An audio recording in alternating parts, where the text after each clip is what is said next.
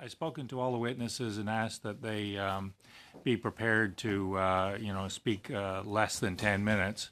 So my thought is to give the panelists 7 minutes each to make their presentation. Is Mr. Gordon around? He is somewhere in the building. He's somewhere in the building, okay. And I think maybe at the same time here he comes, and take a minute off each round of questions will probably be good. So first round 6 minutes and the next round 4 minutes. And we'll just run as long as we can run. I think there's another vote. Is there another vote at some point? We're not sure? Okay, well, we'll go as long as we can go for as long as we can go. So, pardon? Oh, did you bring your coffee? Okay, with that, meeting's to order. And I'll just simply call the witnesses in order that we have on the agenda, which starts with Mr. Green from MasterCard, Mr. Davies from EY, Mr. Finley from Cyber Secure Catalyst, and Mr. Gordon from Canadian Cyber Threat Exchange. If you could just kind of take a look up from time to time at the chair, and I'll kind of try and give you an idea of where you are on the clock, shall we say. So with that, Mr. Green, you have 7 minutes, please. Thank you. Good afternoon, and thank you for the opportunity to be here today. My name is Ron Green, and I am the Chief Security Officer at MasterCard. First and foremost, I want to praise the committee for launching this study. Cybersecurity is one of the greatest challenges governments and businesses are facing at the present time, with serious implications for national security, financial stability, and consumer protection.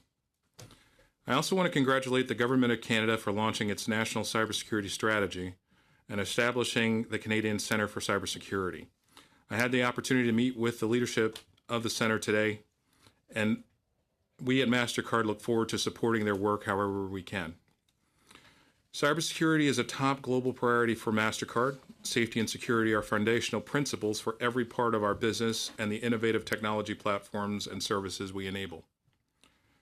We know that secure products and services are essential to the trust our customers, cardholders, and merchants and other partners place in us. But let me contextualize that. As you probably know, MasterCard does not issue credit cards or have direct relationship with consumers. That is the purview of the banks that issue our cards. MasterCard is a technology company.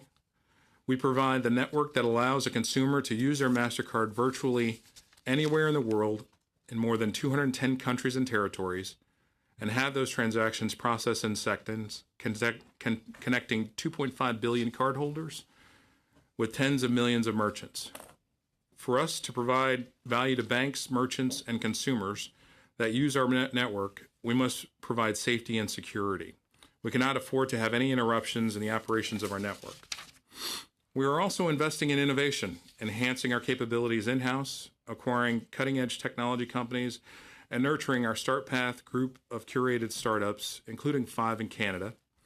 Connecting with our issuing partners to grow their business. Just last month, MasterCard entered into an agreement to acquire Toronto-based Ethoca, a fraud solution powered by collaboration between banks and merchants. At a very high level, that's what we're doing. Please let me now turn to our advice for governments, which falls into 6 main areas. First, in a networked, interconnected digital world, we need cybersecurity solutions tailored to small and medium businesses. Cyber criminals will seek out the weakest point in the system to launch an attack. Therefore, we need to provide a framework for small businesses to protect their operations. MasterCard is playing a leading role in defending SMEs as we stand up our Cyber Readiness Institute, which emphasizes the practical application of tools for small and medium businesses. The Institute also facilitates the workforce development needed to implement these cybersecurity risk management tools. In addition, keeping with this focus, in February, MasterCard and the Global Cyber Alliance released a new cybersecurity toolkit specifically designed for SMEs. This is a free online resource available worldwide, and it offers actionable guidance and tools with clear direction to combat the increasing volume of cyber attacks. There are operational tools, how-to materials, and recognize best practices, all with an action focus, and this toolkit will be updated regularly. Second, global companies frequently confront an expanding and overlapping set of cybersecurity regulations in different jurisdictions. Those need to be harmonized using a baseline framework. We understand good trilateral progress was made here in the context of the NAFTA renegotiation, developing a common framework to align and manage cybersecurity risks, which is encouraging. Third, there's a need to improve the identity management and authentication as more devices are connected online. We need a robust identity ecosystem to enable easier and more secure digital interactions and transactions that safeguard the privacy of our cardholders. Fourth, with the Internet of Things, there will soon be 30 billion connected devices. This creates enormous opportunities for the digital economy, but it also increases cyber risk. Therefore, governments and the private sector should develop standards to improve the interoperability and cyber threat detection and prevention while removing friction from commerce. Fifth, as cyber threats grow, governments and private sector face a shortage of employees with cybersecurity skills. The world needs to start training the next generation of cybersecurity experts, and government has a role to play. If you have kids or grandkids, get them hooked on cybersecurity, and they can make a lot of money in their lifetime, because right now, the needs are there, but the qualified security personnel are not. Finally, collaboration and information sharing and bringing all stakeholders to the table are required to fight cybercrime. President Obama commissioned an expert task force on cybersecurity on which our CEO sat. The task force issued a series of recommendations. The CRI, which I mentioned earlier, is a direct offshoot of the task force emphasis on securing the SMEs. I believe this is an issue that is so fundamental to the future of our economy and society that it needs attention from the leadership at the highest levels. MasterCard is ready to lend its expertise to the Government of Canada in much the same way. I could talk for hours on the subject, but I will stop here and happily take questions on the areas that are of most interest to you. I have tried to provide a snapshot of what we are doing and what we think governments should be doing. Thank you again to the committee for having me here, and I look forward to your questions. Thank you, Mr. Green, and thank you for respecting the time. Mr. Davies, I believe, is next, please. 7 minutes. Thank you for inviting us to this session to provide insights and field questions on the cybersecurity and financial sector. My name is Thomas Davies, and I am the National Financial Services Cybersecurity Leader for EY in Canada. I'm also Special Advisor for Financial Crime for the firm globally, with a focus on insider and outsider threats. Prior to joining EY, I spent 8 years as a Director of Scotiabank, supporting all 3 lines of defense. Cyber attacks are on the rise, and the financial services industry is considered a high-value target globally. The number of individuals, organizations, and nation-states with access to advanced tools has grown exponentially, as service offerings for hacking have been developed and optimized by criminal organizations. Attacks on financial services are not limited to cyber breaches. They can quickly move to fraud and money laundering activities, which then create a strain on the talent and financial resources of any organization. These concerns are exacerbated by the shortage of skilled professionals across financial crime domains. A successful breach of payment systems, transaction networks, or customer data could have a material impact on the economy. Consider for a moment the implications of not being able to use your debit or credit card for a day or even a week. Imagine over 1 million Canadians trying to withdraw cash in order to pay for groceries, gas, or medicine. Many global regulators consider the resiliency of financial services against a cyber event to be a top priority for ensured economic health, as exhibited by new security requirements in Hong Kong, United Kingdom, and New York. As Canadians demand greater access to financial services through digital platforms, such as open banking, we need to consider embedding security and privacy principles into the design phase of the solution. In doing so, we will help to build customer trust, encourage adoption, and proactively reduce the likelihood of costly fixes later. Implementing preventative measures such as training and awareness, access management, system hygiene, third-party risk, and corporate governance will reduce both the attack surface of these platforms and the maintenance required to support them. Canada has an opportunity to become a global leader in security and privacy while continuing to be a great innovator of fintech. Through the continued support of shared intelligence, the development of talent through early and continuous education, and by enhancing public awareness of cyber threats leading to financial crime, we can ready ourselves against this growing threat. Thank you. Thank you, Mr. Davies, and I encourage colleagues to take note of the way in which these presentations are made in a timely fashion. Mr. Finlay, Cyber Secure Catalyst, please. Chair. 7 minutes. Members of the committee, thank you very much for the opportunity to speak with you today. My name is Charles Finley, and I am the Executive Director of CyberSecure Catalyst. CyberSecure Catalyst is a new center for cybersecurity activities that was established last year by Ryerson University. The Catalyst is permanently located in Brampton and will open its physical footprint in Brampton later this year. The Catalyst will collaborate closely with governments and government agencies at all levels, private sector partners, and other academic institutions across Canada to drive growth and innovation in the Canadian cybersecurity ecosystem. We will deliver programming in 4 pillars. We will provide cybersecurity training for existing cybersecurity professionals and introductory cybersecurity training for newcomers to the sector. We will support scaling up Canadian cybersecurity companies through a unique commercial accelerator program. We will support applied cybersecurity R&D partnerships between academic institutions and private sector partners. And finally, we will deliver public education in cybersecurity, focusing on private citizens and small businesses. In developing the mandate of the Catalyst, Ryerson University engaged in a lengthy consultation process with industry and government, including a number of financial institutions. I think the results of this consultation process are important for our discussion of cybersecurity in the financial sector as a national economic security issue. When we asked major financial institutions and other private sector entities what they needed most from a university-based cybersecurity center, the answer wasn't some specific technological tool or identified advance in the science. The overwhelming answer was more people. You have heard this from other witnesses before the committee today. In particular, we heard from financial institutions that they need their existing personnel to be upskilled in order to meet emerging threats, and they need more people to come into the sector in order to staff entry-level positions within their organizations. Every one of the major financial institutions in Canada has many current openings for cybersecurity personnel. The anecdotal evidence taken from our consultation process is supported by the empirical evidence.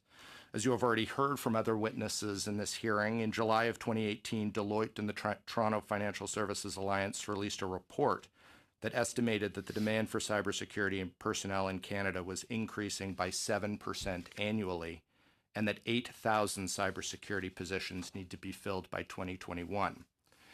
It is important to note that this shortage is not just a security problem. It is an economic development problem.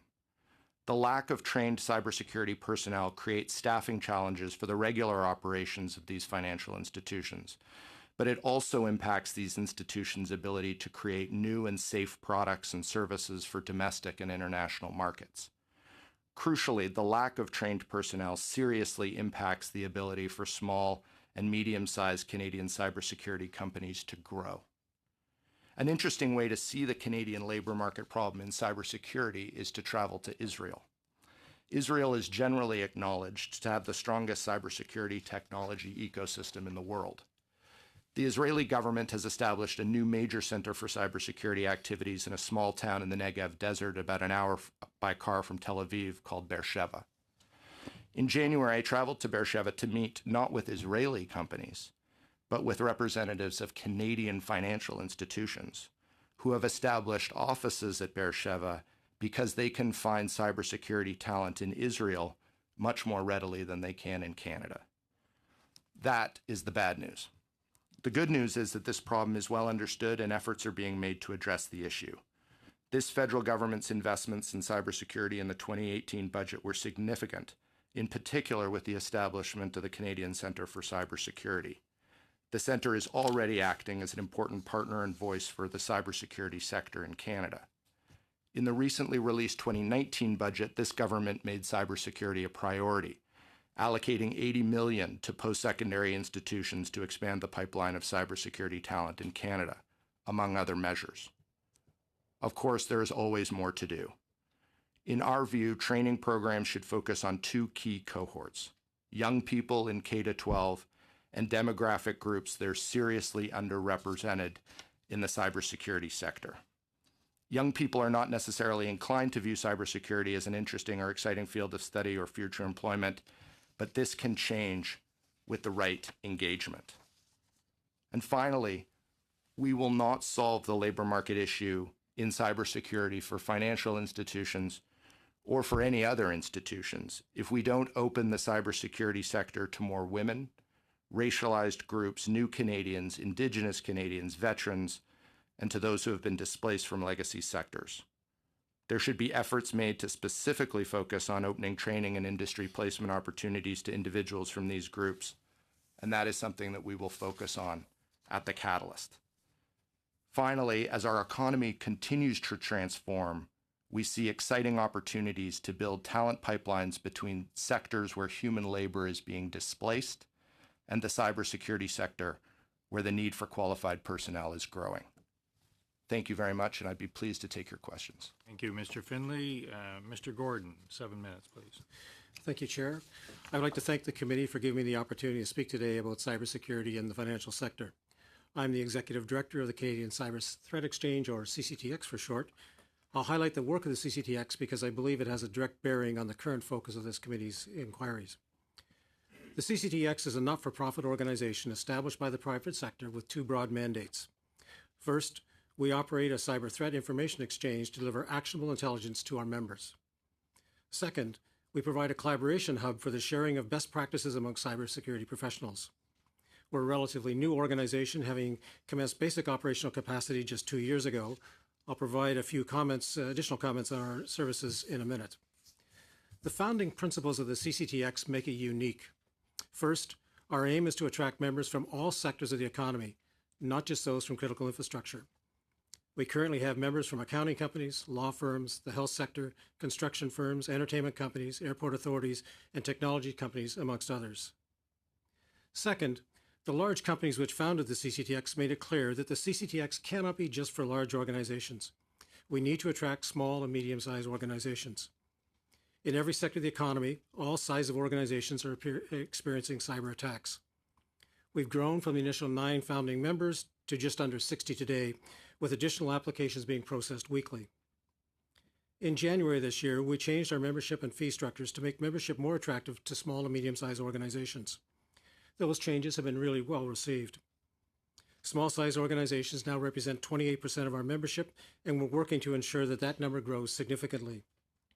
As we increase the number of small organizations, we will be developing cybersecurity reports and services specifically tailored to meet the needs of the small business owner.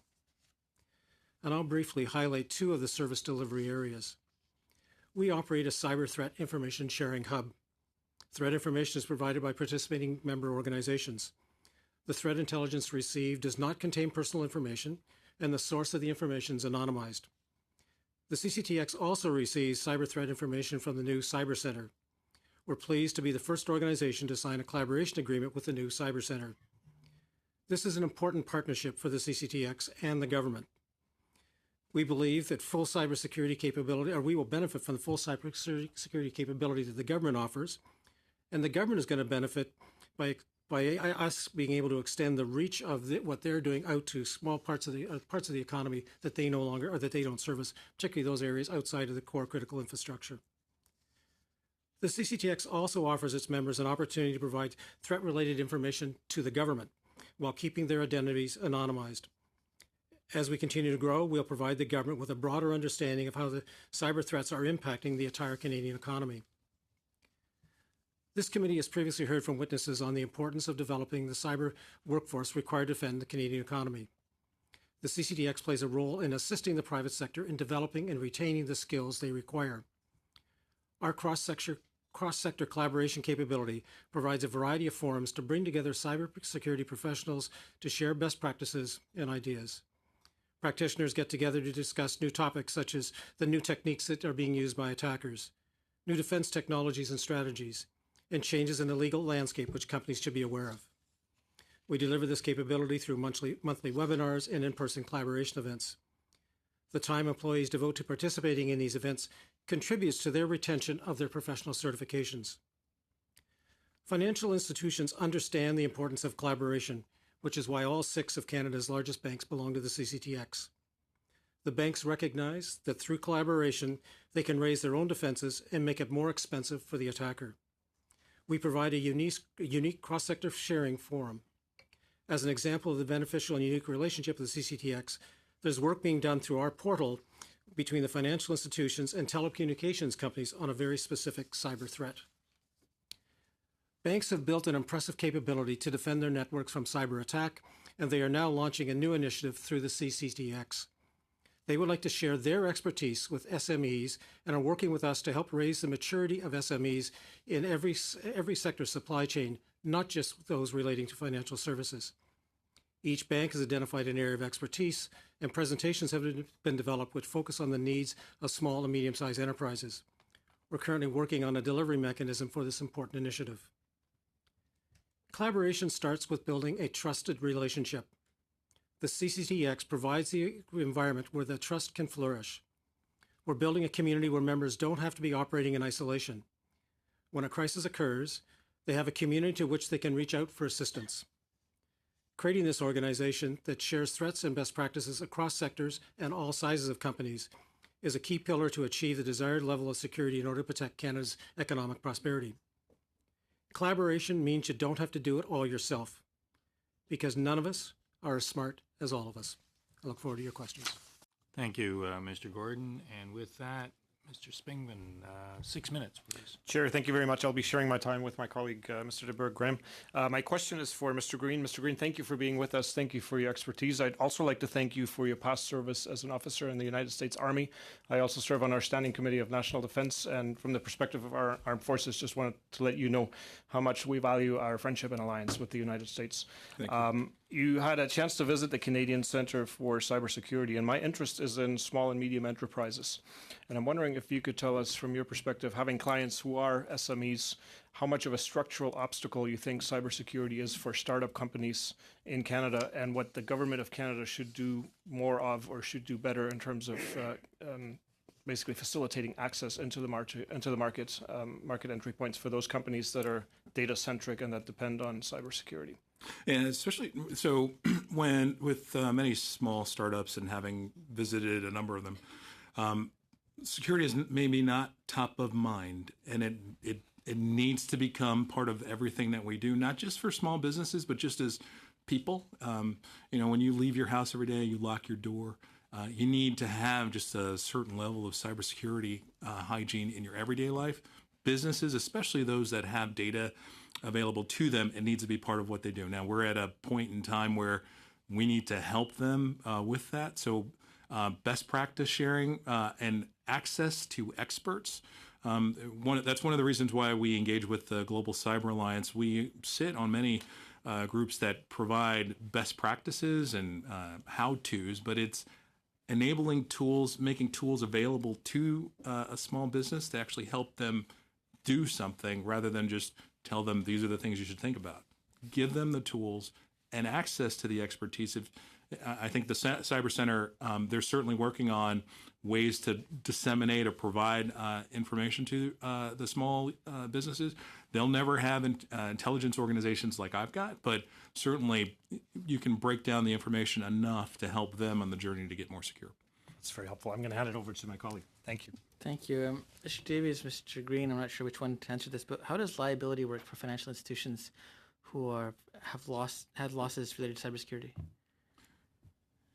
Yeah, so I think cybersecurity incidents and breaches are there. There's a place where the victim can be victimized twice. So you have the threat actors that steal the money, and then you have the ensuing civil and criminal cases that take place afterwards, and sometimes, depending on the company, they are then taxed more or they spend more time on it. So. From our perspective, we work with a body of our lawyers and the acquiring companies' lawyers and the merchants that are involved and the issuing, and we work out reasonable compensation between all of the impacted organizations, and that's for payment card breaches. It may differ depending on other breaches that take place. So are the financial institutions insured for cybersecurity? Is there a separate insurance for that? So there is cybersecurity insurance that's, I guess it depends on which country you are and the insurance that's available to you. I know I go through a rigorous review annually with our insurance providers to make sure that I'm maintaining a proper level of security for the organization, so we can then take advantage of the insurance opportunities that that company provides for us. Hear that. This question is more open. When you're hiring cybersecurity professionals, what level of vetting is done to these people? And it's not a normal job interview, or is it? And do you do vetting to make sure that they're not going to introduce vulnerabilities rather than fix them? Sure, I can take that one. So we do a technical review of most in our community. It is also a small community, so we're benefited by the fact that we typically know someone who has worked with these individuals before. That's a plus and a minus, pro and a con. But we often look at discussing references and understanding the environments that they've worked on before and how that work has gone, and then go through a technical vetting process to understand. It's usually a longer cycle time, which also has its negatives in that it takes us longer to onboard security professionals in this area. We're talking, Mr. Finley, about the need to expand the number of people in cybersecurity. So I'm trying to make sure that as we go into massive expansion, as we did say in 1999 of the technology bubble, that we don't introduce a whole lot of people whose intentions are not necessarily what we're looking for. But I want to stay on Mr. Finley for a few minutes. Is there an intention to make a degree of cybersecurity separate from a degree of computer science at some point? So the Catalyst is going to focus on training for existing cybersecurity professionals and introductory training to bring new professionals into the sector. So we are not going to focus on giving a degree right now out of the Catalyst. Degree programming in cybersecurity is being developed by many post-secondary institutions. Some post-secondary institutions have, in fact, many post-secondary institutions, including Ryerson, have courses in cybersecurity. Our particular focus is on the professional training because, candidly, that's where we feel we can make an immediate impact within the next couple of years. So that's our focus at the Catalyst. To your question, there are all sorts of different models of degree programs that are offered by different institutions across the country. How are we doing for time? You're done. Thank you. Right on. Yes, that was very impressive. Monsieur Paulus, 6 minutes, s'il vous plaît. Merci, Monsieur le Président. Thank you very much. I'll give you a chance to put on your headsets. Mr. Green from MasterCard. I was very happy to hear your presentation because I can see that MasterCard has established priorities and methods to identify, detect, and prevent, and has set up partnerships with private companies. It's very interesting to see the various partnerships you've established. In your presentation, you also discussed working with governments.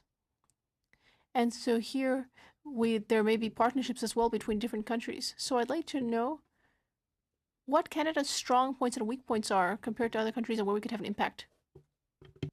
So I think, fortunately, Canada actually does lead the way in cybersecurity technology development. You can look at, I just mentioned Ethica.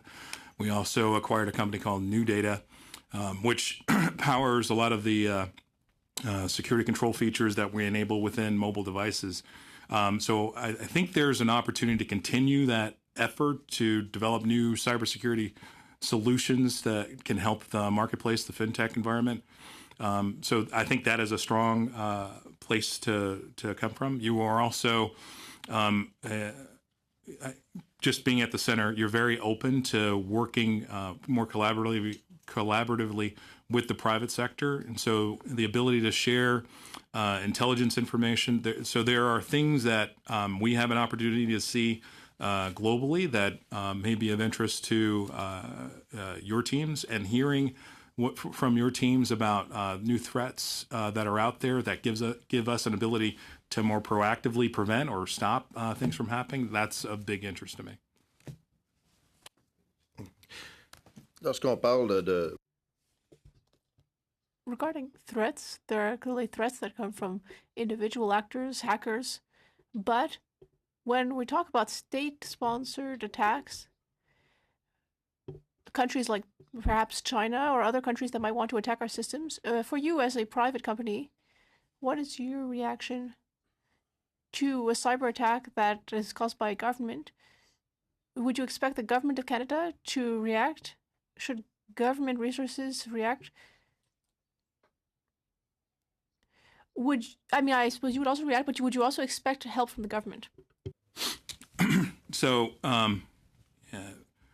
we have to defend against all comers, individuals all the way through nation state. And so we think about all potential threat actors that there may be, and we implement layered defenses in order to, overcome, delay, prevent such attacks from being successful. However, if such actors are successful, we would depend very much on our government partners to help us with the mitigation of the effect, but then also, depending on what the attack may be, take other actions. I only defend. That's my lot in life. But if something else needed to happen, it would have to be with one of our government partners. Merci. Thank you. Monsieur Finlay.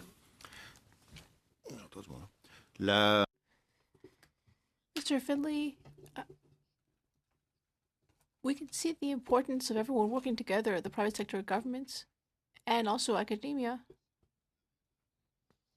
A workforce training in cybersecurity is important. So do you have any advice to ensure that all of these stakeholders work together well?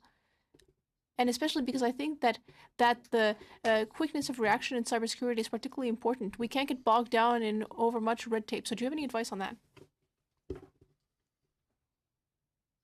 That the establishment of the Canadian Centre for Cybersecurity is is a fundamental improvement in the government of Canada's position in respect of cybersecurity and in bringing all the partners together. You properly identified industry, the academy, and government having to work together. I mentioned Israel in my opening comments, and what's interesting to me about that ecosystem is how closely those three pillars of civil society, if you like, work together on the cybersecurity problem. And I think that the Canadian Centre for Cybersecurity, acting as a convener in bringing all those parties together, is very important. In respect, in terms of advice, I think that that is the government's and the administration's opportunity to counsel all parties to work closely together is very important, and to make that a repeating theme in terms of your discussions about cybersecurity, that everybody needs to work together. Une question, n'importe qui. I have a question for anyone who may want to answer. Do you think that currently Canadians are naive when it comes to cybersecurity? I wouldn't say naive. I think we're a little bit more numb to cybersecurity events than other cultures. I think we're a little bit quicker to sort of let it go. That would be my comment. Well, I think about it. Go ahead, Mr. Green. Sure. I think about it like when we adopted things like the automobile, the car, into the environment. There's a period of time where you don't understand, you don't know what it is. And we're all lucky to be alive because none of us had car seats or anything like that. But if you look at cars today versus cars a long time ago, lots of maturity, lots of improvement. We're in that same kind of cycle. It's not naive. It's just we're still innocent about these things. We have to pick this up. Thank you. Thanks, Mr. Pelous. Monsieur Duvet, 6 minutes. Thank you, Chair. Mr. Green, I just want to ask about because this whole notion of not being a card issuer is something that I recently was helped to understand by folks in your organization, your company, and I think it sort of adds a lot of wrinkles, I think, to how this process works. So I'm just wondering if you can walk me through a few things. So just this notion, so MasterCard's there, you're in charge of the payments, like the the transactions themselves. Is that, and then you've got a card or a device or a website. There's sort of like these third party things out there if you're using Apple Pay or something like that. And then there's the bank, which would be the card issuer. So through that, sort of triangle, if I can put it that way, how would the accountability work? Let's say just in terms of my information. So in other words, if I'm using my phone to pay for something, then is it incumbent on the banks, the card issuer? Is it incumbent on yourselves? Is it incumbent on Apple because they caused a problem with Apple Pay? How does that work? And so there are a lot of, depending on the incident, it depends who's more culpable or responsible for the issue that occurs. Well, first and foremost, if there's an attacker is always the first person, they are the ones that did the wrong thing. But within the four-party model, there's an issuing bank, an acquiring bank, and then you have the merchant and the cardholder. The cardholder reaches out and works with the merchant. And I will say a lot of times we encounter issues with the merchant because there's some sort of security issue. There's something wrong here. And maybe information's captured or stolen from this point. Now, we're doing a lot to remove the value of any information that the merchant may have with tokenization. So if you use your Apple Pay, that's actually, there's not a PAN, there's not a 16-digit number like you're most comfortable with. We provide a token that can only be used a certain way, so you can't steal it and then make it usable on another device or on or a computer. There's a token that's on your Apple Pay. We power the token that's in Apple Pay.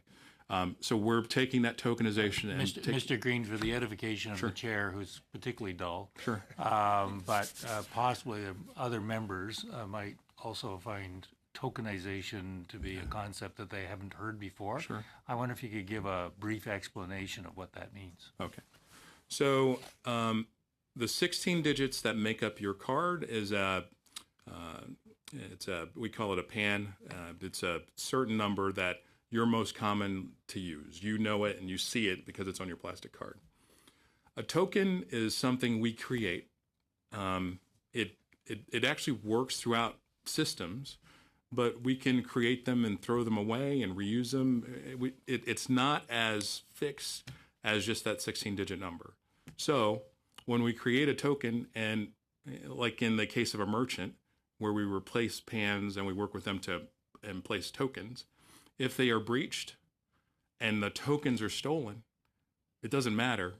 We'll just make new tokens. So we will take away the value of the PAN, the credit card number, and replace it with a token, so we can just create more tokens. So that's interesting because it sort of leads me to wondering about AI and biometrics. So if you're enabling it in a temporary way, I'll use lay terms, you'll forgive me. You're enabling in a temporary way different payment methods. So the question then becomes, if AI or biometrics are being used in different ways to understand the types of transactions people are doing when they're doing them, or things that are occurring on a device, isn't there inevitably a more concrete connection that's being made than just sort of this throwaway stuff? Again, I'm trying to see it through a layperson's lens, this notion, because it seems to me there'd be a stronger connection at that point if you're enabling that type of data collection. So it's not all about data collection. It's about having the right data at the right times. I think, I don't want to make this too difficult, but in the future, identities will be more like identity stores will be less important than the ability to get the identity information when you need it. So when you want to make a transaction, we can connect to the identity stores to pull in the information to identify you, Matthew, when you need to make that transaction. And then when you're done, it all goes away. There's no need to store it. We just want to reach out and make sure that the information is there when you need it. But is there not a landing point for something at some point? It can't, because we had a witness a couple of meetings ago who said, it sounds silly, but the cloud's not actually a cloud, right? There's a space where the data is being stored. So, yeah, it's a computer somewhere. Absolutely. So, this data is landing somewhere. It's not, even though there's a protection for Apple Pay, let's say, with this token, there's still a transaction taking place, and then something's landing somewhere and staying there without any.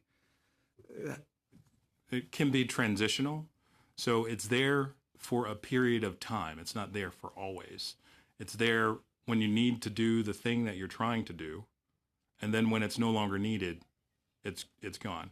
So I'm trying to walk through to what I was asking the Banking Association about when they were here, which is that if I'm using a banking app on my phone to pay my credit card or something like that, inevitably I'm doing it through the bank, but there is information that has to go to the credit card company in that case. Well, the information that we transact is a PAN, like the 16-digit number, like the date, time, and the amounts. So we don't hold card holder information. Your issuing bank does. We see just, this 16-digit number did a thing, and the merchant asked, can the 16-digit number pay for it? We ask the issuer. We don't actually know the card holder, but the issuer knows the card holder.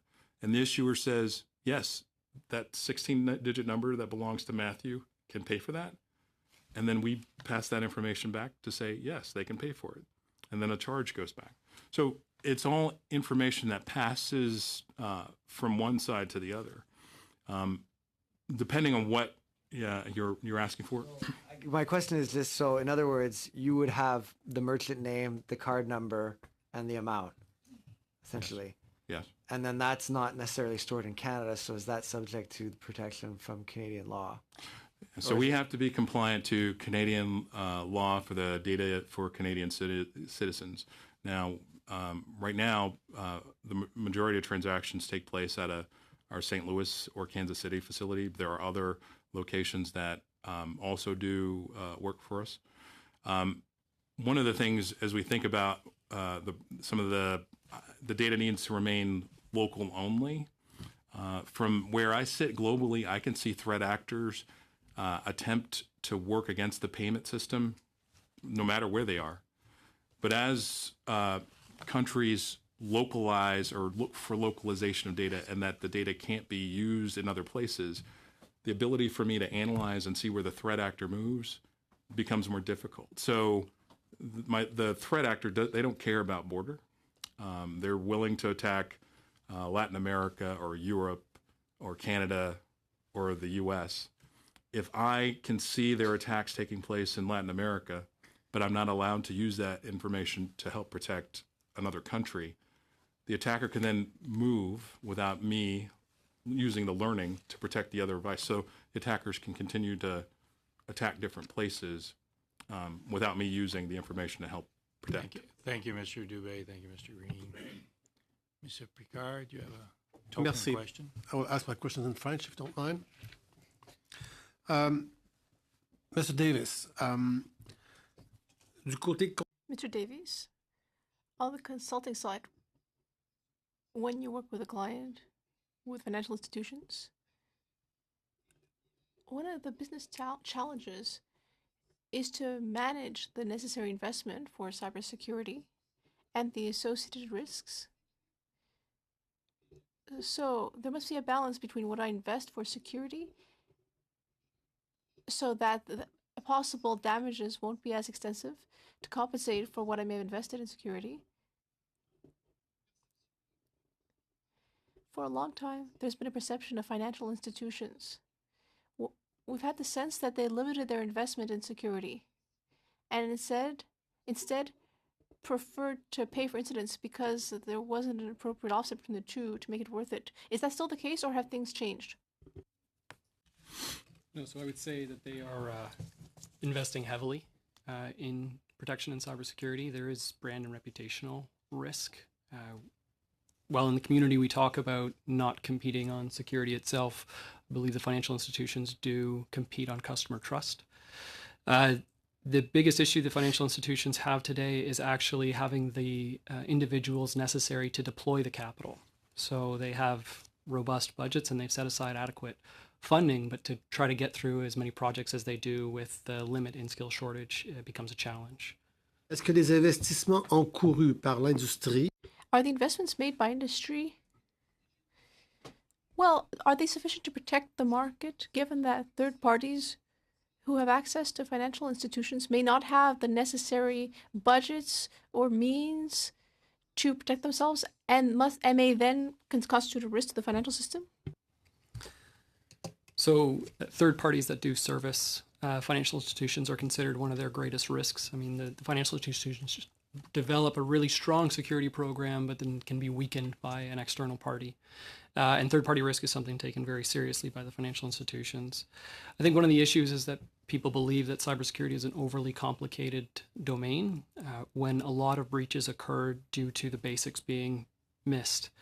And I think that proper education in terms of what the basics are and how to go about resolving them can greatly mitigate that risk. We are seeing financial institutions start to put, basically mandate that their third parties have certain minimum controls inside of contracts, and that there are sort of an assumption of risk along with them. I mean, so obviously in Canada we have OSFI that regulates the banks, and if a third party is the reason for a breach, OSFI doesn't really care that it was a third party. They still hold the bank liable. So the banks are taking this very seriously and are going through heavy risk programs to mitigate this issue. Ma question elle va sur les ressources humaines et peut-être Monsieur Davis. I have a question about HR.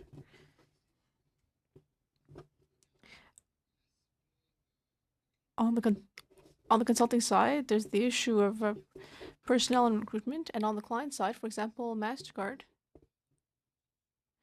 there is the risk presented by HR. I would just mention an anecdote. A few years ago, I won't mention the name of the card, but I applied normally enough to get a credit card. And long story short, when I received my credit card at home, I had already exceeded my credit limit somehow. I hadn't even gotten the card yet, and I had already somehow spent more than my credit limit. So I spoke to the security for the company, and basically it was an inside job. The problem was with the credit card company. When I met with the Canadian Banking Association in a former life, we discussed payment terminals that were impossible to hack. But they were supposed to be impossible to hack, but they ended up being hacked within 3 weeks. And again, we thought it was we ended up thinking it was an inside job. So how do we manage this risk? Sometimes it seems hopeless when it comes to human resources, both with clients and with consultants. Yes. So we do a great deal of background checking on our employees before we bring them on, but we also have insider threat programs. So we know what the correct or usual behavior is, and then we look for anomalies or those things that are against the norm. I actually had an opportunity to take my board through what we have in our insider threat program, but we have a way of sensing for when people are acting abnormally, and when those triggers are set, then my team will then launch an investigation to see if the employee is acting in a way that is not in the best interest of the company. Additional to that, we have employees that have high-risk roles. The things that they do allow them the ability to make or destroy machines or things like that. We have an increased level of monitoring. So my guys watch what it is that they're doing. It's all behind the scenes, but it happens to make sure that they're doing the things that they're supposed to. And if they're not, then we respond to it. I'll add that insider threat is the number one concern of most chief risk officers because of the magnitude of the event when it occurs. The Edward Snowden discussion comes up often in terms of national security. So the idea that an insider has access to privileged information is always a concern. But there is a discussion around enhanced monitoring under what we call powerful users, people who have, to Mr. Green's point, powerful privileges inside the organization, and making sure to mitigate the risk. So one account is frauded, that's sort of a mitigated risk, and there's a certain risk tolerance you have to have internally. You can't guarantee that nobody will do a bad thing, but you can minimize the impact and do some basic training and awareness. I remember when I was a member at Scotiabank, code of ethics, business conduct, know your customer and anti-money laundering training were mandatory. So to, have that be a mandatory component and to at least give everybody the sense that you're here to do the right thing is important. Thank you, Mr. Picard. Mr. Motts, 4 minutes, please. Thank you, Chair, and thank you for being here, gentlemen. Mr. Gordon, we've heard from previous witnesses to this committee that countries like Australia and Israel, they have pretty effective information sharing networks between industry, government, academia. So we haven't heard necessarily the same exists in Canada. So could Canada improve in this regard? And if so, how should we go about doing that? I think we actually are improving. I think one of the big steps was creating the new cyber center to do that. It's one of the reasons why we're working so closely with them to do that linkage between what the private sector is doing and what the government's doing. As a matter of fact, we're working with some Australian organizations to create a similar organization in Australia to the CCTX to do that cross-sector piece. So it's one of the ways of bringing together all of the companies, so all regardless of size or what they're doing, and bring them forward in a way they can start to interact with the government. The government's going to be looking at, through the Cyber Center, a fairly narrow window into the critical infrastructure. That's what they're going to scale to. And they're looking at us to expand that out to all those sectors and areas that aren't going to be covered by what they're doing. The government will be providing some general advice, but a lot of it is taking the general advice and saying, we need to do something in technology, but as an individual within a company, how do I actually do that? It's a little bit of the skills development that Mr. Finley was talking about. And what we're trying to do is bring that along to take the knowledge that the government is providing and then translate that down by getting individuals who are going to execute on using that technology to sit down and figure out how do you actually do some of these things. You have, your organization has a platform that's now more accessible to the smaller markets, to smaller business, right? So small and medium-sized businesses, and they're taking advantage of that. Have you observed any attacks that have started in those startups, in those smaller enterprises, and then have grown from there? On the companies that we have, no, but that's been happening. So there's lots of examples out of small companies, part of the supply chain, as being the source of the target into the much larger organizations. It's one of the reasons why, and it was said previously, why the banks are so interested in looking at their third parties and what can they be doing to try to enhance the cyber resiliency of that third party, because they're all hooking into their systems. And it extends beyond that into literally every sector, where they've been dealing with the owners of large buildings that are now worried about all the tenants in their building hooking into them in that mutual problem, or you're only as weak or as strong as your weakest link. So every sector is going through the same area, same issue. So another previous witness to this committee said that often Canada is receives attacks globally first. Like we're the first victim of attacks sometimes, and it's partly due because we have less resources than our friends to the south have. Do you, in your exchanges and with the allies, have you seen that to be so? That we're being attacked first, or? So you have lots of interaction with our allies. So are you seeing that Canada sometimes might be the first point of attack on some of these issues as opposed to some of our allies? Yes, the attackers will come after countries for a variety of reasons. So in some instances, we may be the only target of an attack coming in. At other times, we'll be a jumping off point for attacks starting here and going elsewhere. Or we can be the second country going down the attack. The attack starts somewhere else and then comes over to Canada. So we get hit in all three areas. Okay. I don't know how much time I got. Mr. Davies. 15 seconds. Perfect. In your view, what is the biggest cybersecurity shortcomings that you see or experience in Canadians' financial sector?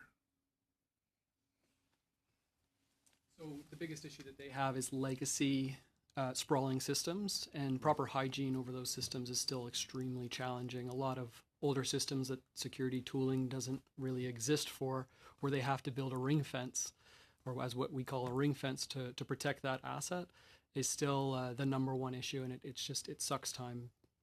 Follow up just to that, because it's important to that issue. Because if you're talking about, and you're right, I mean, if you're old like John and I, you have our bank dad. Our bank dad is old, right? I mean, it's So would not financial institutions, rather than trying to build, as you called it, a ring down of protection around that, wouldn't they transfer that to software, to mechanisms that now could secure it better, as opposed to just trying to protect it in the medium that it's in? Yes, they would love to simplify that environment. It is challenging based on some of the old systems that are still required for the branch network and for other systems throughout their global network. So it's certainly on their radar, but incredibly challenging, incredibly resource expensive. Thank you, Mr. Motz. Thank you. Madame Zahoda, 4 minutes, please. Oh, thank you, Mr. Chair. We've been hearing on this committee quite a lot about the collaboration that's needed between public, private, and government, private, and academia. And so my questions are for Mr. Finlay. You spoke about your visits to Israel and the need for us to gear up and be able to provide the type of training that they do. Can you explain a little bit more about your cybersecure catalyst, how it compares to some of the training that's provided in Israel? What similarities are there and what differences will there be? One of there are a number of different things that are interesting about how the Israeli cybersecurity ecosystem trains its people. It's obviously has a unique national service characteristic with military service in Israel that is obviously different from the Canadian context. But one of the interesting and powerful things that they do in Israel is start young, K to 12. And we think that is a very powerful way to get at the labor market issue in respect of cybersecurity at its root, which is make young people very interested in cybersecurity and engaging in cybersecurity careers. That is Ryerson, in partnership with Royal Bank of Canada and Carnegie Mellon, one of the leading universities in the United States in cybersecurity, ran a hackathon called CanHack in 2018. And it's an online game where high school students engage in monitored, supervised, safe cybersecurity tasks. And our projection was doubled in terms of the number of students who engaged in that program. So the opportunity there, we think, is extraordinary. So that's piece number one. Piece number in terms of young people. Piece number two is engaging demographic groups that are underrepresented in cyber and workers who are being displaced from legacy sectors. We think that there's an opportunity to introduce workers who are being, just as I say, displaced from some sectors that are losing personnel, to train them up so that they can enter the cybersecurity sector at an entry level. And we think that that's a very exciting proposition. So those are two of the things that we hope to do, and those are analogous to things that we have seen being done in other countries, including Israel. You spoke about meeting some Canadian companies while you were there that have either temporarily or permanently shifted over in order to receive these types of services, training for their personnel. What companies or what types of companies are you referring to? And do you envision these companies coming back and perhaps setting up near the cybersecure catalyst? Yeah, we do. At Beersheba, there are the major Canadian financial institutions. Major Canadian banks are there, and they have offices there, and they're there because the skilled people are there. And we believe that we can create an ecosystem where we're training people. Industry is there to acquire that talent. Companies are scaling up through the accelerator, and university-based researchers are also working with entrepreneurs and working with the trainees and working with the industry. So what we saw in Israel and what exists there, and it exists in other countries too, but what's particularly conspicuous there is that they have this alignment between industry, academia, and government, and we believe that pulling those pieces together at the Catalyst will create that ecosystem. Thank you, Ms. Soda. Mr. Dreesen, welcome to the committee. 4 minutes, please. Well, thank you very much, Mr. Chair, and thank you to the witnesses. Just a couple of things that I've been thinking about as been listening to some of the discussions. There's a lot of institutions and businesses that have been attacked, and people have gone after their information or frozen their information. So, various universities, and there'd be ransoms that are set up there. So I'm just wondering, that's important when it comes to how businesses are going to be able to move forward, but also smaller businesses, they start to fear that. And I'm just wondering what type of investigations are taking place, and how successful those investigations are to take care of that particular problem, which is one that a lot of small companies, and they worry about the way in which they might be attacked, and just being held ransom. So I can take a first stab at it. So there's not a great job done today of disclosing the nature of breaches in the general public. The banking group does share information in order to try to protect each other of not getting hit by the same issue. But outside of that, that information is pretty private, and it can have a material impact on your operations and the reputation of your brand. And so it's largely kept internal. I know in the U.S., I believe it's the FBI, has a little bit more detail in terms of business email compromise and other ransomware and other types of events that happen. So to collate that data in Canada to give an idea of people, the themes that we're seeing, we can talk about them here and talk about access management and system hygiene and training and awareness, but to prove it with real data would be helpful. And I think also the crypto locking or the ransomware attacks that you're mentioning, a lot of that comes back to some, just basic hygiene stuff, right? Knowing to update or patch your systems, that would certainly relieve a lot of the problems. Having antivirus, that would relieve your problems. Being smart about phishing. The Verizon data breach report says that 93% of the breaches that took place were because of a phishing attack. I can tell you that we take it very seriously at MasterCard. We have a 3 strikes and you're out rule. My phishing stats for February were a 0.4 fail rate, and if you think at 20% is about standard.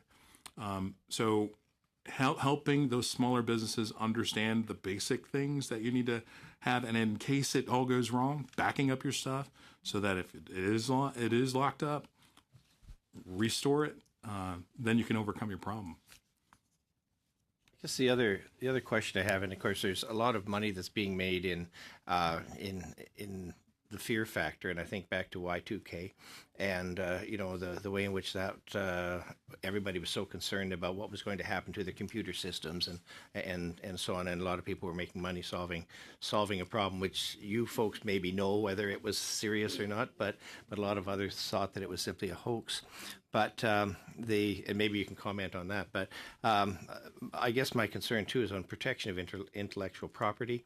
The concerns, people go to all this work trying to develop, and yet and then having other actors, whether it be people just whether it becomes other countries or other companies. How are you able to determine how best to protect, or how best people should be trying to protect themselves? Someone could talk about Y2K if they want to. Briefly. I'll skip over Y2K then. I mean, one of the challenges for companies is getting them to actually identify what's the critical information in their systems that they need to protect. Because if you don't know what's critical, then you can't protect it all. So starting to layer it down on the things that are more important, and then you can start to do controlling over who gets access to it. One of the interesting challenges for a lot of companies, particularly when you're talking about ransomware and small companies, is they traditionally think, I haven't got any big trade secrets. I've got nothing that somebody wants to steal. And the problem with ransomware is I don't want to take anything from you. I just want to deny whatever you've got that's of value to you. I want to deny you having the access to it. And for a lot of small companies, that's quite a mind shift to get around, because once they get around that, then they can start to realize why I've now got to be taking an interest in ransomware, both in terms of the defensive things. There's some things that can be done. And then if it happens, how do I actually recover from it? Thank you, Mr. Dreesen. Ms. DeBruzen, 4 minutes, please.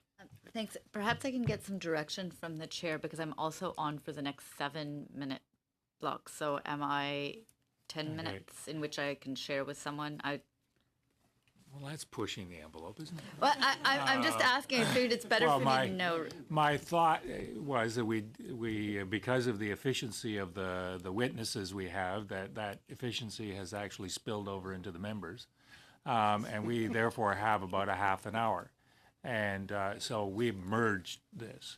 So my thought was that after Mr. Dubé does his final 3 minutes, that we would then, the chair might exercise a little prerogative and ask a couple of questions, but that we would open it up for 3-minute rounds to run out the clock, if you will. No, So, that's good, and I'm hoping that didn't take okay, from my. so those of you, yeah. I was just curious. Thank you. Thanks. Actually, so this is my. I was looking at the Catalyst website earlier, and I saw that there was something on it that said that the annual growth rate in trained cybersecurity professionals' labor demand in Canada was 7%. I was just wondering where that figure is. Is that something that you've seen as a trend year over year? Do you anticipate it's in that same range? Yes, that comes from a Deloitte report with the Toronto Financial Services Alliance 2018 report, where they estimated that the growth rate was 7% year over year. Excellent. And just for me to understand, because we've been talking a little bit about the need for training and having skilled labor force for this, what is the kind of training time period you're talking about? If you have a high school student who graduates and says, I'm interested in cybersecurity, how long from the time that that student graduates and completes all the programs to the point that they're hireable in cybersecurity? So it's a terrific question. There's a bunch of different pieces. So we are looking at continuing education. So essentially, we are working with employers to upskill their existing personnel, and the timeframes for those particular pieces depends on exactly what skill set those employers need for those employees to have. And that's a particular issue in cybersecurity because the threats and the technical frameworks are changing all the time. So that's in respect of sort of the executive education piece. In terms of the introductory training for cohorts that are underrepresented, we are looking at 6 months of programming. So a 6-month intensive course can take an individual with in our view, with relatively little technical training to an introductory entry-level position and make them eligible for, again, this is entry-level internships and secondments into industry. Then there's undergraduate courses in cybersecurity and computer science, which follow the typical undergraduate pieces. I mean, an undergraduate, cybersecurity course could be 3 years. Honors course could be 4 years. So those are sort of the different frameworks. And then there's all sorts of continuing education in cybersecurity of different lengths of time that are being offered. I'm just trying to figure out if I'm trying to explain, the kids when they're graduating from high school and looking forward to their career, they have an idea of what timelines are. And they think about it. They have to think about it, in fact, if they're thinking about the student loans and everything that they're going to be putting aside or gathering up to get an education towards something. So if we're going out there and telling them, this is a great career, right? There's huge demand. It's helpful if we can at least give them a bit of a map of what that looks like. So that's what I'm hoping maybe someone on this panel could help me. If I'm talking to a high school student, what's the map that I'm giving them as to how much time, what are the degrees you need to do to get into this industry? So I can tell you from my perspective as a guy who hires folks. So I have members of my team, they haven't gone to university or college. They had just tremendous interest, and they spent a lot of time in their high school years working on and understanding computers and developing a sense of security.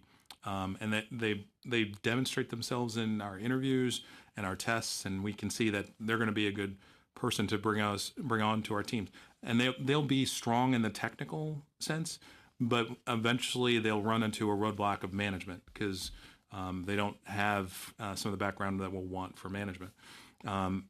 We look for, right now it's hard to find people coming out of college with a cybersecurity degree. I look for someone with a technology degree, and I can train them on security in my security operations centers. I can give them on-the-job training. What is hard and what we really look for a lot of the roles is experience, so that we're looking for people who have the college degree. They may actually have a master's in cybersecurity, but then they have field experience. So your military folks or people who defended large networks, they're few and far between. And I've had roles that it's taken 2 years to fill because it's hard to find a person. Thank you, Ms. DeBruze and Mr. Dubé. 3 minutes, please. Well, thank you, Chair. And Mr. Green, you'll forgive me for harping on this. I'm just trying to walk through my understanding of it. And where we left off actually was clarifying the kind of question that I'm getting at, which is when you talked about the local inability to identify a threat that's not going to recognize borders necessarily. I guess the concern can be flipped as well, just in terms of that type of information being accessible, say, to national security agencies or law enforcement. And the specific example I'm thinking of is the concern that's been raised by the Privacy Commissioner here in Canada about, for example, Canadians who might now legally purchase marijuana with their credit cards, and with there obviously being a different legislative framework, it being illegal federally in the United States, that if the Border Patrol is so inclined that if somehow through different collaborations that exist, that information could potentially see a Canadian being barred from entering the U.S. And so I guess I'm trying to understand if that information is there somewhere for good or for ill. There's still a risk. There's always going to be a risk of it being used, and I'm just not clear on the accountability that exists both in law and otherwise for information for me as a Canadian dealing with a Canadian bank that might be stored on a server located in the U.S. or even anywhere else. Yeah. So a couple things. Like, we don't store we know 16-digit number that belongs to an issuing bank, be it Canadian. The Canadian bank would actually understand who Matthew is. All we see or know is a 16-digit number. We don't have any kind of open, our data is available to... Sorry to interrupt. I just want to jump in and understand. So I recently moved, and when I changed my address, it gets pushed back at me because it's not updated in a system. Whose system is that? Is that yours or the bank's, the card issuer? Where are you having the challenge? When you're so like if I need if they're that? trying to confirm a payment through whatever online, you're buying something on a website, and they're trying to confirm, they'll say like name of the card holder as it appears on the card, the 3 numbers on the back, and the address. And because I had changed it the same day, I ended up calling the helpline and was told we have to wait till the system resets for your address to be up to speed. Is that the issuer? Did you call the number on the back of the card? Yes, that's the issuer, right? That's Okay. your bank. Okay, so is if I'm dealing with, say, I don't know, PayPal and using a credit card on there, if I'm putting the address and then I'm putting the number is going to you guys for validation, and then the address, the card holder's name, etc., is going to the bank. Right, and we use that number to talk to the issuer. Is this good information for us to allow the transaction? So it comes through us by the 16-digit numbers. We pass it to the issuer. The issuer, who's your bank, who knows you, then that information passes, and they go, yes, and he has the money. So then we pass it back to the acquiring and merchant to say, yes, they have the money. Go ahead and do the transaction. And then we pass the amounts back through to the issuer. So the thing that passes that helps us to make the transaction work is a 16-digit number, and that's the data that we use. Thank you, Mr. Dubé. I have a couple of questions, and then I have Mr. DeBruge-Graham and Mr. Paulus for 3 minutes, and anybody else who wants to add. Oh my goodness, 3 minutes for Ms. Anyways, write down, and then that should run the clock. Yeah. No questions for Mr. Motts. Ageism. The first question I have is, part of this study is precipitated by virtue of the 5G controversy, and particularly the 5G controversy with respect to Huawei and Nokia and Ericsson. So you three in particular are on the front lines of defense.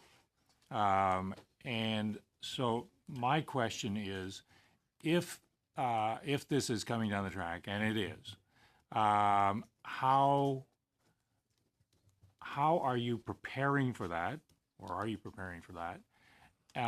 And how would your preparations change what you just said today, if in fact it would change what you just said today? So we'll start with Mr. Green and work to the right. Sure. So when no matter what the communication vehicle is, any mobile or 5G or Wi-Fi or even plugged-in networking, when our folks are in environments where they're leveraging those things, we secure a layer of we provide a secure pipe so that it pipes through, be it 5G, be it mobile. We will secure the data that transits that for our employees. A lot of what powers our network is it's a private network. We aren't on the internet. The things that enable commerce to happen are in a very private network that we control. So if I'm using a 5G network, I'm going to secure a pipe so my people can communicate securely. The network that we ride, that we do all our work, is our own private network. Really? The entire MasterCard processing around the world is a private network. It is a private network that we enable out to the edges. That's some of why it's difficult to do the things that we do, because it's taken us time to build this private network that we have. Mr. Davies, Mr. Gordon? Sure. So we try to focus on protecting data from end unit to end unit. And while it's in transit, no one else should be able to read it. That is the goal. Depending on whether people have the technology to be able to intercept and change and whatnot is, advanced technology, and it is possible. But by taking the basis of only one entity can read and send, and then once it enters its exit phase, it is then decoded and read again, is, I think, exactly what Mr. Green just said. It can be done by private network, it can be done by public network, but that is the focus. Most of your clients would not have a private network, would they? It depends on what kind of systems they're using. For example, there are private networks in between the banks for SWIFT messaging, wire transfers, and the such, and then there are public networks for dealing with their customer base. It depends on what criticality of asset they're resolving. In a lot of cases, for example, they'll have dedicated networks, private networks, for their third-party service providers as well. We had one security person describe it as secure here, and a cardboard box in between. And I wonder with some of your yeah, I wonder, what's that? Oh, was it? I got it reversed? Yeah. Okay. Armored It doesn't really vehicle. matter. Yeah. So, so wouldn't a number of your clients have exactly that issue, that whether the cardboard box is here or there or in between, it's still unsecure?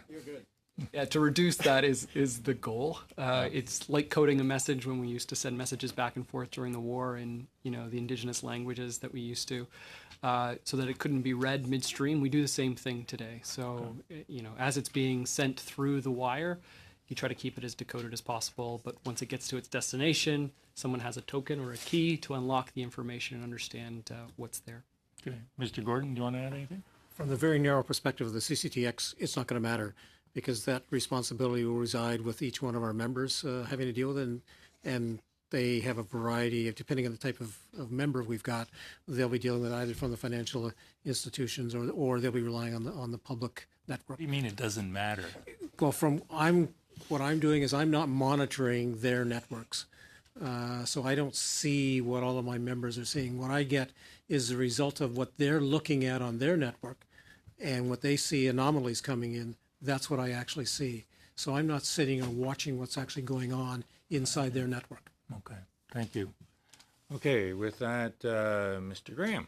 3 minutes, please. Mr. Green, just to put Mr. Zubay's questions to bed, PayPal is in the U.S. for one thing, but I think the point of the question is your private networks might be private networks all you want. If they go through the U.S., they're still subject to the USA Patriot Act. I think that's the concern that at the core, which still. So, how do you address that? Yeah, I still don't know who you are in my But network. You said you have a 16-digit number. It's not hard to de-index a 16-digit number. And if somebody gets their hands on that number, figuring out who you are, if they figure out how to get into your system to get that number, they're going to figure out who they are. So I don't buy that argument necessarily. Do you see my point? So you're saying if they have some other way to reverse engineer the 16-digit number, that because it would have to be by legal process. I am not just open to the U.S. government to come in when they choose to and look at stuff, and I don't share that way. But it's in that cardboard box that John likes to talk about, through which your VPN runs. Right? I'm assuming it's a virtual network. And you talk about your private network. You're not running your own fiber line across the world, so that's virtual networks, right? Right, but you're still running over public access. But I encrypt all. I mean, I don't just run open. I have the second biggest HSM footprint next to the Department of Defense. So I have a lot of cryptology that happens across my network.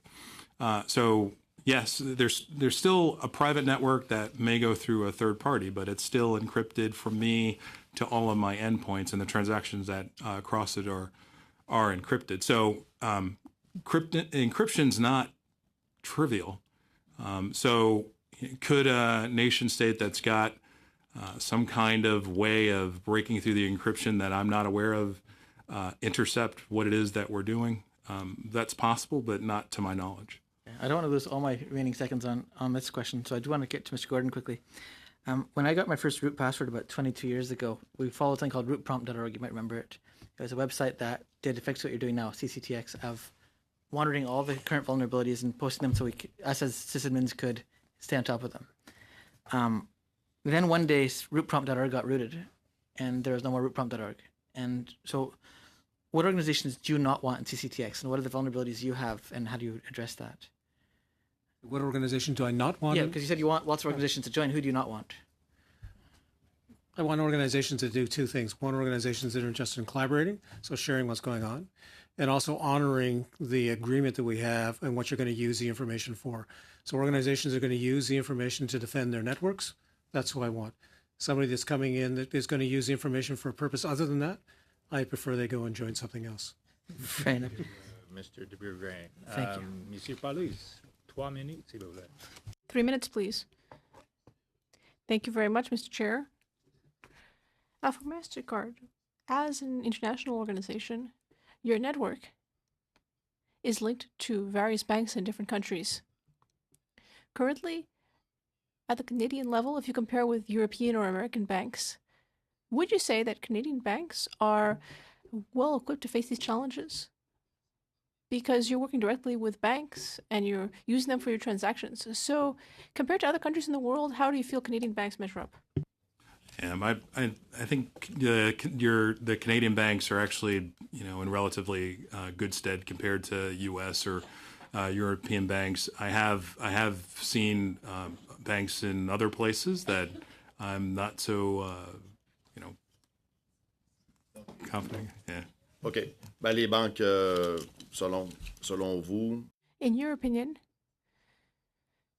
because we're looking at the banking system and the insurance system, and your company works directly with banks around the world, so you feel that Canadian banks are better protected when it comes to cybersecurity, right? Protected. There are a number of banks that we converse a lot with. For us, it's not we see it as an opportunity to make sure that we're all working together. I think about wildebeest. So, when we're together, it's less of a target. If we're alone, we're more of a target. I've had a number of Canadian banks come out, spend time, even Canadian Tire, come out, look at our Fusion Center, work with us, and built up a collaboration channel. Dernière question rapide au niveau, lorsqu'on parle. Last quick question. About the dark web. Do you have any strategies for cyber defense at MasterCard? or Mr. Finley in academia, is this something that's being looked at, the dark web? So we have intelligence team that look for threats in the dark web. We work with we paid providers to look at different things within the dark web, and then we have different government partners that are also looking at things within the dark web to look for, how are they attacking, what's different, so that we can prevent that. And we also share that information to our customers. C'est bon, merci. Madame Soda. Thank you. Well, all of this has been very fascinating today, but being an MP from Brampton, I have a particular interest in the Cybersecure Catalyst that will be, that's already partially set up and will be in full swing. Thankfully to Ryerson, and I was happy to see that in Budget 2019, there's a commitment made to the Catalyst. I want to know more particularly what types of certifications that you'll be providing through the trainings. Are these certifications internationally recognized? Are they comparable to other training programs available anywhere around the world? If you could shed some more light on that. And also, actually, if you could also follow that up with how many people you anticipate to reskill or skill up, and how many introductory courses you plan on being able to complete once you're in full swing. Certainly. So in respect of certifications, it's our goal to deliver a suite of internationally recognized certifications from established third-party cybersecurity training organizations. These are well known in the marketplace. So these are entities like SANS, EC Council, Palo Alto. There's lots of different providers that offer these, and we are engaged in developing partnerships quite intensively with SANS and EC Council to deliver these courses. And this goes to really the posture of the Catalyst, which is industry focused. We are very much interested in supporting the Canadian cybersecurity industry through the partnerships that we've discussed with academia and obviously collaboration with government. This cybersecurity sector in Canada promises to be one of the best in the world, and it can be one of the best in the world. And we're going to work extremely hard to support that. So it's those kinds of industry-focused certifications that we are aiming for. In terms of numbers, we have a model out 5 years in respect of the introductory courses, that is bringing demographic groups that are underrepresented in cyber into the sector. We're looking at approximately 500. In terms of the work that we're going to be doing with our private sector partners, that will be in the thousands. In terms of engagement with young people, that will be, we hope, in the tens of thousands. So cybersecurity is a big problem, and the numbers that we need to reach in order to have a material impact on those on this issue are large, and that's the ambition for this center. Colleagues, I have 4 minutes, and then we do have to vacate because there's a subcommittee meeting here.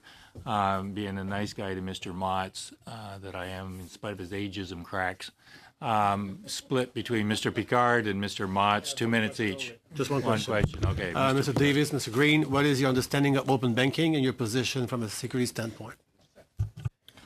So open banking provides it'll provide a lot of great new opportunities, but we have to approach it in a way that security is enabled with the new technology that come from the new providers that we'll see. I think making sure that they're holding to a good standard as they deploy their capabilities is something that I think the government can help with. Mr. Motts, final question. I'm gonna continue on with that. Michelle, thank you. That was a great question. I want Mr. Davis to answer. Yeah. Oh, sorry. Sorry, did I cut somebody off? Yes, you did. I apologize. Sorry. It's his fault. Oh, it's all right. So I know the Department of Finance is actually working on a special paper right now with regard to open banking, both from a deployment, regulation, and security standpoint. As Mr. Green said, to embed security from the outset will be important, and the UK has already done quite a bit in open banking, so it would behoove us to actually look at what they've done today and the lessons learned. Mr. You're done? You're good? I'm good. Well, with that, I'm going to adjourn the meeting, and I want to, on behalf of the committee, thank each of you for our really excellent presentation. It really is informative. So thank you with that. Meeting adjourned.